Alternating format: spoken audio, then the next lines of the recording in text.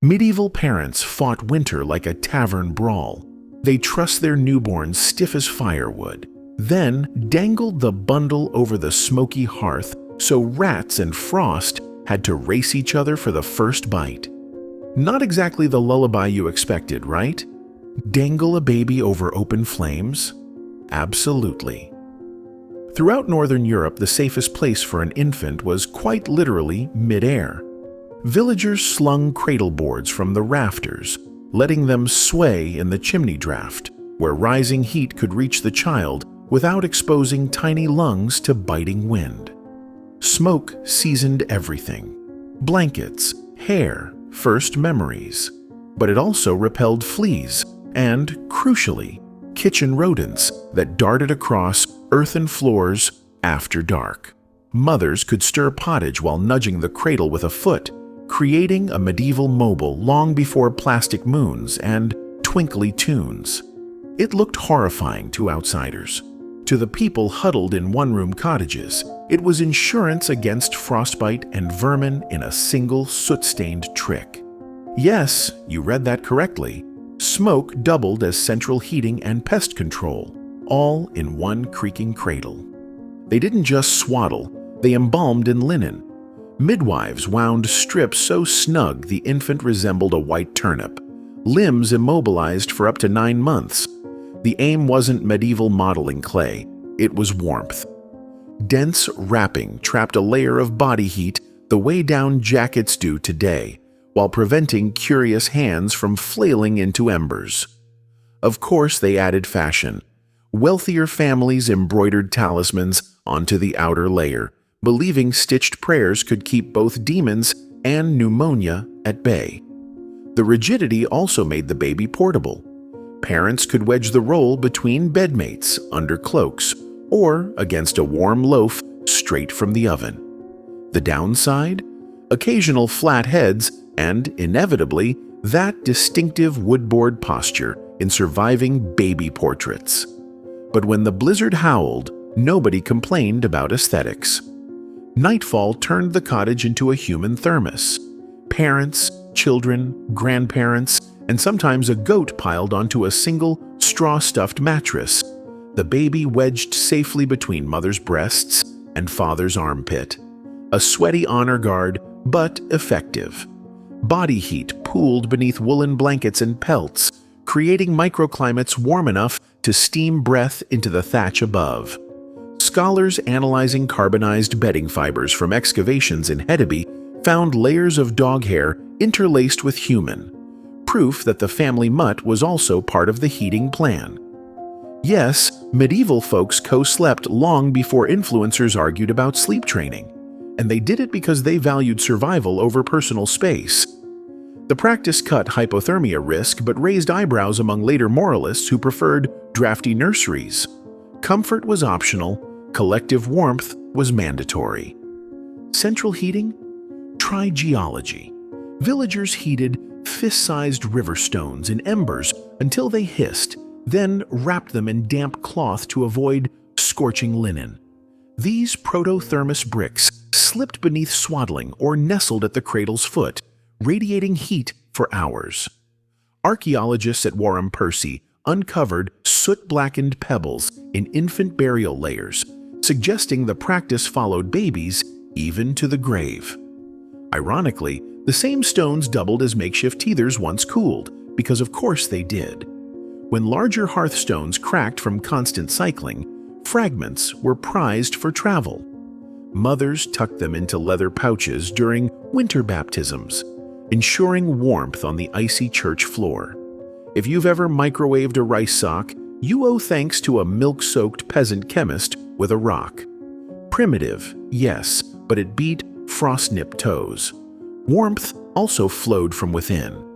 Medieval mothers breastfed on demand, sometimes every hour, not because a manual said so, but because tiny stomachs empty fast in cold air. Each gulp delivered calories and, crucially, heat straight from the furnace of a 37-degree body. To keep milk rich during endless winters, women devoured pottages thick with barley, onions, and whatever fat dripped from the communal cauldron.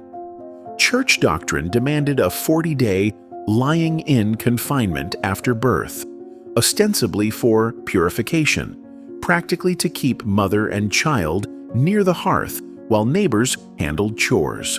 Midwives enforced herbal teas of fenugreek and nettle to stoke lactation.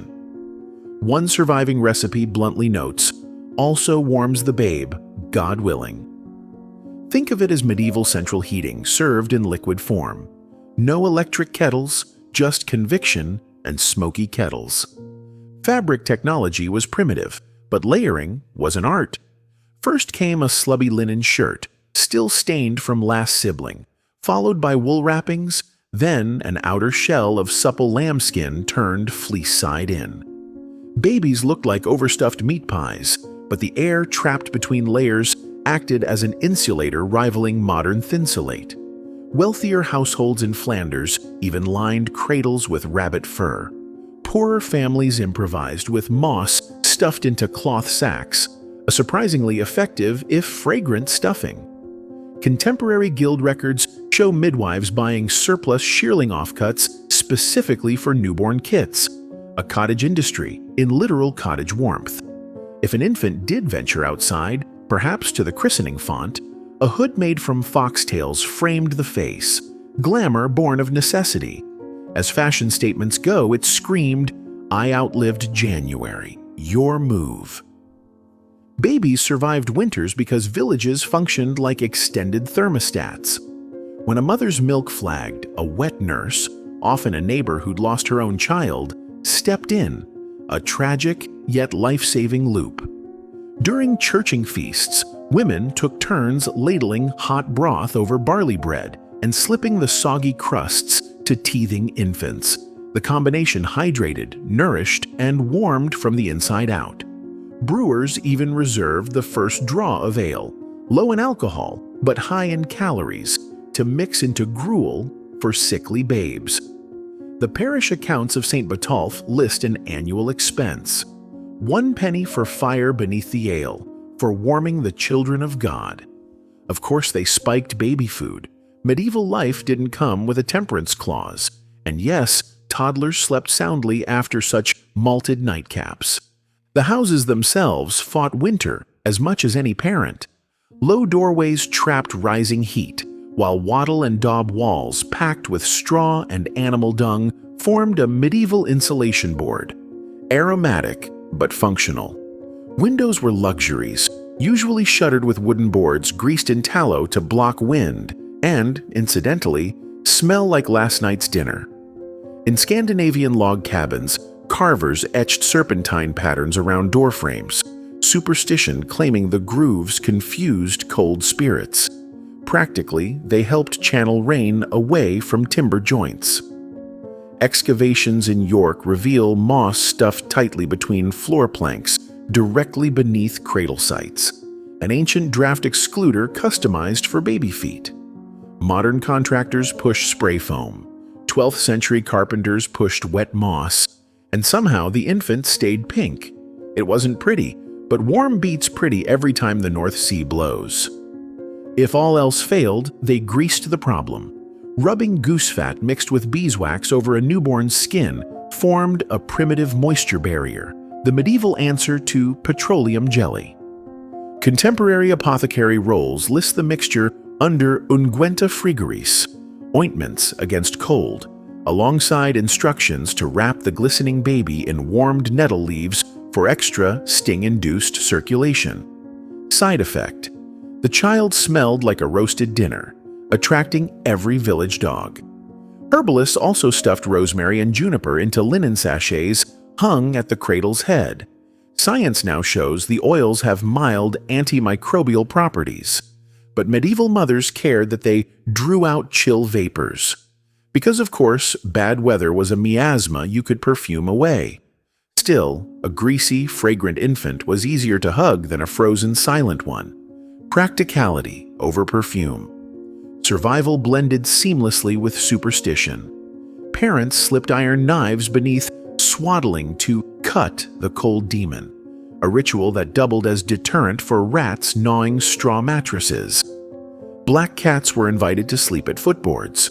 their body heat valued almost as much as their alleged power to chase evil drafts.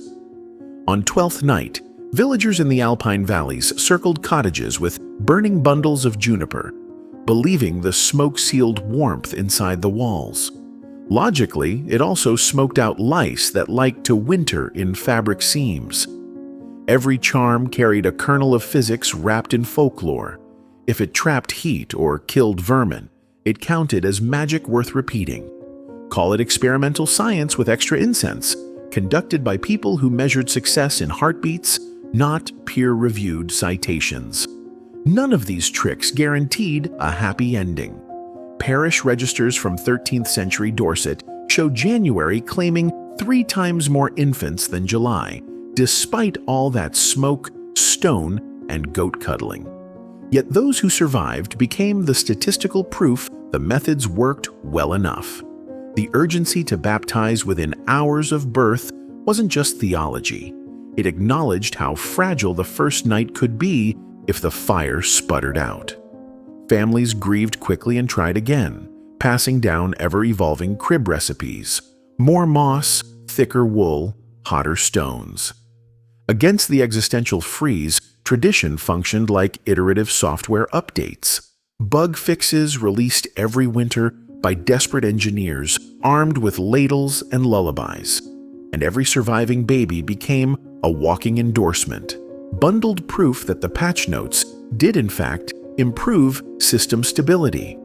Today, thermostats whisper precise degrees and baby monitors beam vitals to smartphones, yet winter still sneaks under doors. Medieval villagers would recognize the instinct behind our wearable warmers and swaddle sacks. Same strategy, fewer splinters. We've traded hearth smoke for central heating and moss for microfleece, but we still tuck, wrap, and hover, fearing the chill that steals breath. The next time you microwave a gel pack at 3 a.m., imagine a soot-streaked mother hefting a river stone. Her solutions built the prototype you're downloading in silicone. History's most enduring tech support remains a parent half awake, inventing warmth with whatever is close and just hot enough. Progress tastes like cocoa, but the recipe still calls for sleepless love, rising steam, and a tiny heartbeat thawing in your palms.